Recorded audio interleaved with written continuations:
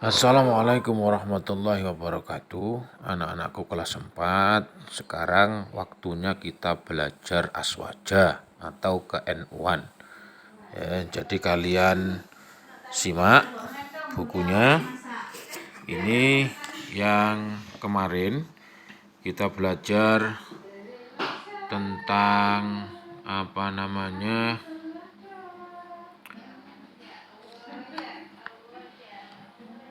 pengertian Nahdlatul Ulama, ya.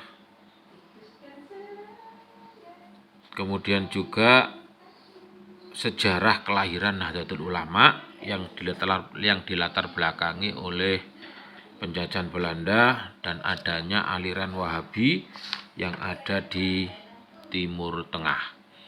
Nah, sekarang kita akan lanjutkan ya pada halaman 5 bahwa di dalam kepengurusan Nahdlatul Ulama ada istilah yang namanya syuriah, ada lagi yang namanya mustasyar, ya, ada lagi yang namanya tanfidiyah. Apa itu syuriah? Syuriah ini adalah pimpinan tertinggi di dalam organisasi Nahdlatul Ulama. Sekali lagi, syuriah ini adalah pimpinan tertinggi yang ada di organisasi NU. Kemudian mustasyar ini istilahnya adalah penasehat. Kalau tanfidiyah, ya, ini adalah pelaksana harian dari pelaksana kebijakan-kebijakan yang dilakukan oleh syuriah, ini dilakukan atau dilaksanakan oleh tanfidiyah. Kemudian siapa ya pengurus Nahdlatul Ulama yang pertama kali ketika Nahdlatul Ulama ini didirikan? Bisa kalian lihat atau kalian baca pada halaman 5 ini, ya, pada halaman 5 dan pada halaman 6. Ini adalah susunan pengurus pertama yang ada pada NU, ya, ada syuriah, ada mustasyar, ada tanfidiyah. Bisa kalian pelajari. Kemudian selanjutnya ini peran ponpes, ya. Ponpes itu adalah pondok pesantren di dalam menyebarkan agama Islam, ya. Ini pondok pesantren ini perannya sangat besar di dalam menyebarkan agama Islam, khususnya yang ada di Indonesia. Karena pendidikan yang pertama kali di Indonesia yang ada ini adalah pondok pesantren. Sebelum ada sekolah, sebelum ada madrasah, ini pondok pesantren ini berdiri lebih dulu. Nah, dari pondok pesantren inilah kemudian lahir sekolah, ada madrasah, ya, ada madin, ada TPQ dan lain sebagainya. Ini berasal dari pondok pesantren. Apa itu pondok pesantren? Pondok pesantren ini adalah tempat untuk menimba ilmu yang dipimpin oleh seorang kiai, menimba ilmu agama, belajar ilmu agama. Kemudian yang belajar di situ dinamakan dengan santri, ya, yang mondok, ya, anaknya yang belajar di situ namanya mondok, yang mondok namanya santri, tidak boleh pulang. Jadi ketika belajar ini nanti nginepnya ya di pondok itu, namanya mondok. Ini namanya pondok pesantren.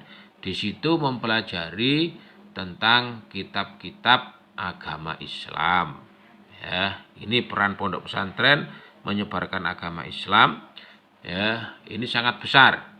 Jadi setelah santri ini selesai mondok, kemudian santri pulang, akhirnya nanti bisa mengajarkan Islam, bisa menyebarkan Islam di daerahnya masing-masing. Ada yang jadi ustadz, ada yang jadi kiai.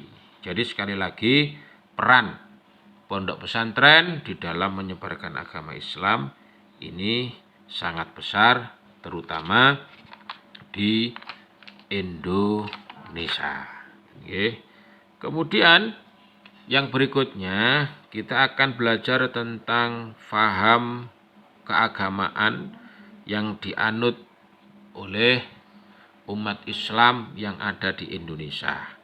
Faham keagamaan yang dianut oleh orang Islam di Indonesia ini adalah faham Ahlus Sunnah wal Jamaah atau disingkat dengan Aswaja.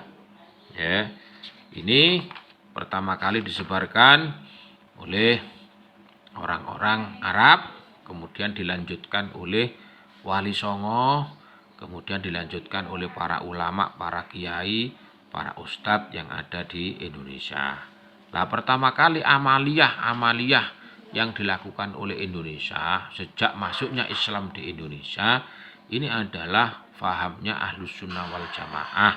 Bisa dilihat ya bahwa orang-orang Islam zaman dulu ini sudah melakukan tahlilan, sudah melakukan sholawatan atau tibaan, sudah melakukan istighosah, ada manakipan, ada yasinan dan lain sebagainya, dianut oleh warga NU sampai sekarang.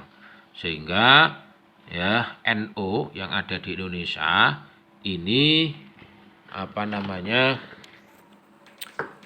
menganut faham Ahlus Sunnah wal Jamaah.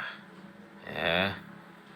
Ini anak-anak yang bisa kami sampaikan, ya lebih jelasnya bisa sampean pelajari lagi, dibaca lagi pada halaman 6 sampai halaman 8. Ya, kemudian kamu kerjakan halaman 10 yang B sama halaman 11. Ya, selamat belajar. Ya, tetap semangat dan tolong nanti dikirim di WA saya saja, jangan di grup biar tidak dijuntuk oleh temannya. Wassalamualaikum warahmatullahi wabarakatuh.